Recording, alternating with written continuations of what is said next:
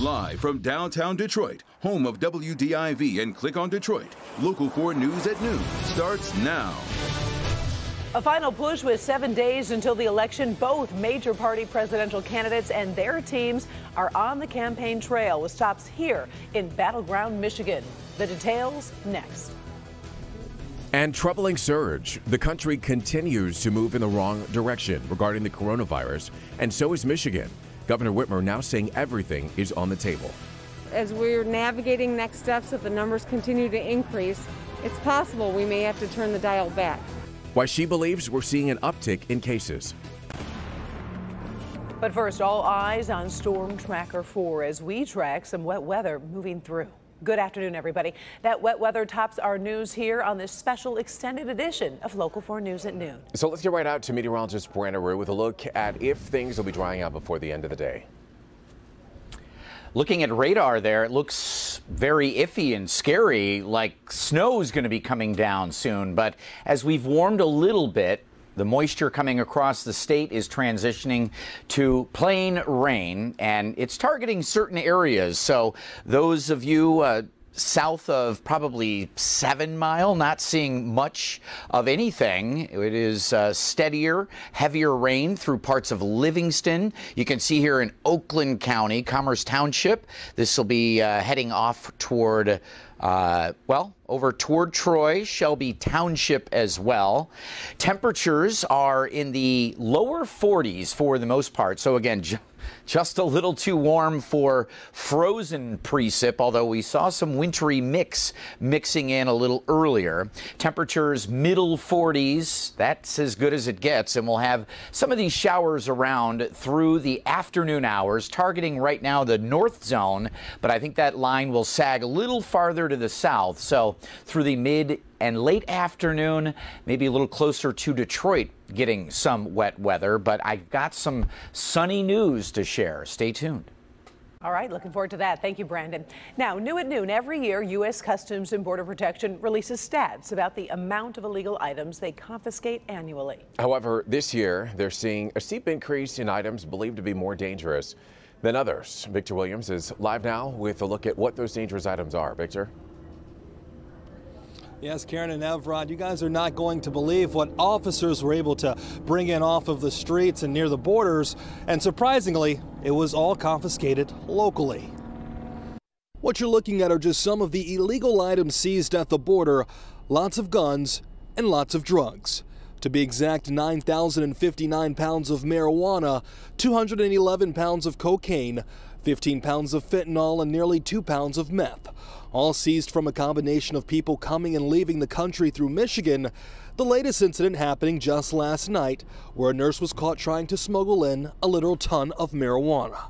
To put this in perspective in comparison to the numbers last year, U.S. Customs and Border Protections has seen a 1,736% increase in seized marijuana and a 227% increase in weapons seized at the 5 ports across Michigan, with 200 firearms confiscated, along with over 5,000 rounds of ammunition, a supply large enough for a small army. But what's the reason behind the spike in illegal items coming and leaving the country? Officials believe it has to do with the pandemic. The smuggling organizations with the restrictions in the border are getting more desperate to try to get these type of illicit commodities into the U.S. And we're also told that over $4.5 million in undeclared funds were also confiscated at the border. Reporting live this afternoon, Victor Williams, Local 4, back to you. Alrighty, Victor, thank you. Turning our attention now to the coronavirus. Michigan's 7-day COVID-19 case average is now above 2,000 cases for the first time. The state reports 3,881 new cases, with 29 more lives lost to the virus.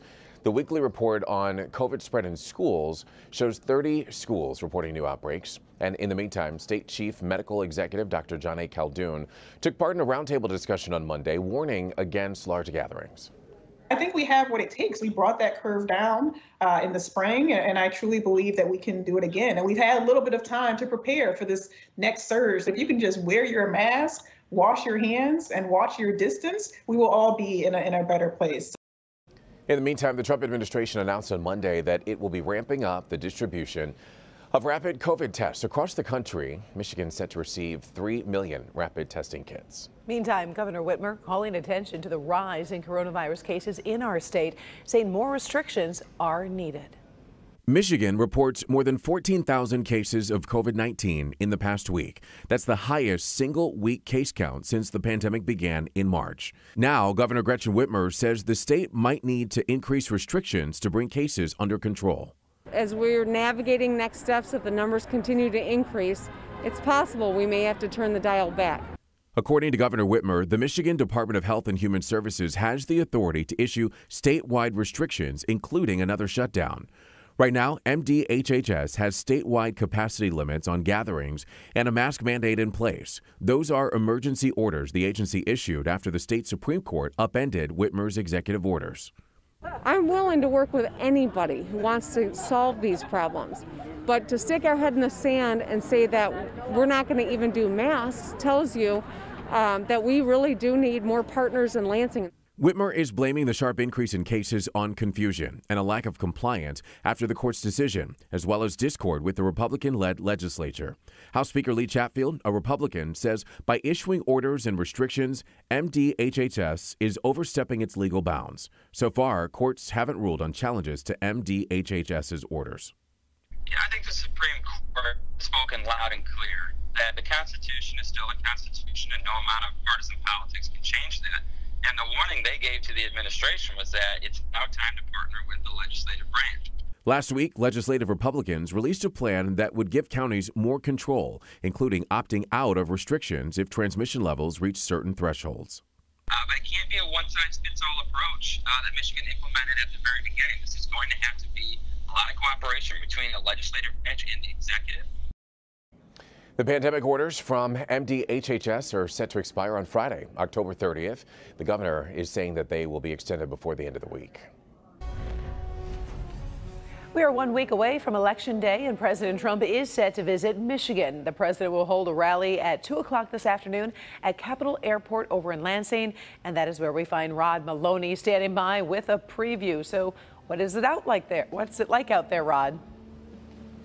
Well, it's busy out here, to say the least, Karen. I mean, it's a situation where you've got lines snaking the road around the airport here, thousands of people looking to get in. And judging by the size of the theater here that they've set up, they have a few thousand seats, and it's likely that a lot of the people who came out to see the president today aren't going to get inside the building.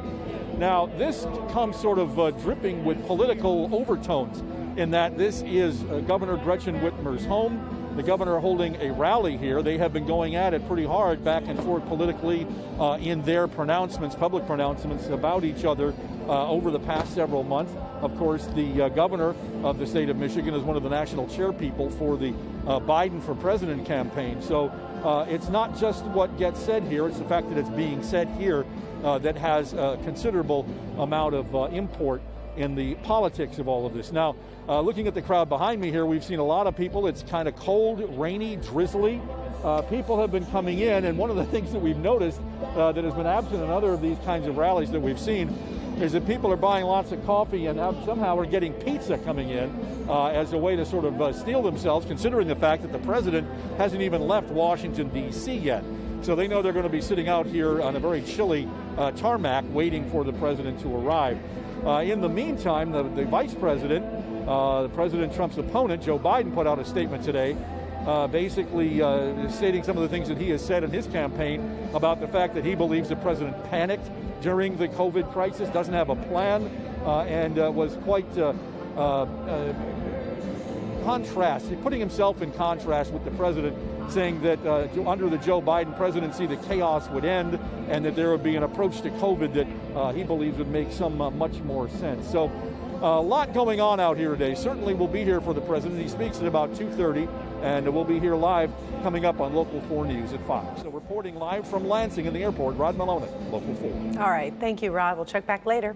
And here's a look at the other campaign stops that have been announced for this week. Dr. Joe Biden will be here Thursday, although the campaign has not released a location. Former Vice President Joe Biden will be visiting on Halloween. We'll let you know once more information is released about that visit, which comes just 3 days before the election. And if the ramped up campaign visits are any indication, Michigan could decide this year's election. Tonight at 5, we're going to get a snapshot of where Michigan voters stand in the presidential election and other key issues as well. So make sure to join us for our new exclusive poll. And as we mentioned, President Trump is campaigning here in the Midwest today. Joe Biden heading down south. And in the meantime, Vice President Pence is on the campaign trail as well, despite several members of his staff testing positive for COVID-19. Today, Judge Amy Coney Barrett officially becomes the youngest woman ever to be appointed to the United States Supreme Court, replacing the late Justice Ruth Bader Ginsburg. She died last month, as you know. Tracy Potts has a roundup of the happenings from Washington, D.C. this afternoon. Vacancy filled. The U.S. Supreme Court now has 9 justices again, with the private ceremony, the official swearing in of Justice Amy Coney Barrett. The unofficial ceremony was at the White House last night, socially distanced with masks, by the way, unlike her nomination in the Rose Garden weeks earlier. She says she will be impartial to any political influences or personal views. Democrats are skeptical and concerned that she may tilt the conservative balance of the court toward getting rid of the Affordable Care Act. There's an important case coming up before the court on that the week after the election. Speaking of the election, more battleground states today. Joe Biden is in Georgia, making both rural and urban stops down there in a red state that the president barely won by 50% of the vote last time. Democrats are hoping they can pick that up. President Trump is going to be in the Midwest, in Wisconsin, in Michigan, with 3 stops, hoping to hold on to those traditionally Democratic states that he won 4 years ago. So the big issue in the campaign continues to be coronavirus, with the vice president still out there campaigning despite the 5 people close to him who have been identified as positive, testing positive with the disease. The White House says that there will be some restrictions, but as an essential worker, he will continue to work and continue to campaign. I'm Tracy Potts, NBC News. All right, thank you, Tracy. Still to come, early voting shatters records. Vote. Vote like your life depends on it. The way the country's in right now, I think we're all trying to make a difference. Coming up, why it's not just the sheer number of people voting that's surprising. We'll have more on that. But first, a country in crisis. Coronavirus cases are surging in Italy as violent protests against the restrictions are sweeping the country. We have a report from Milan after the break.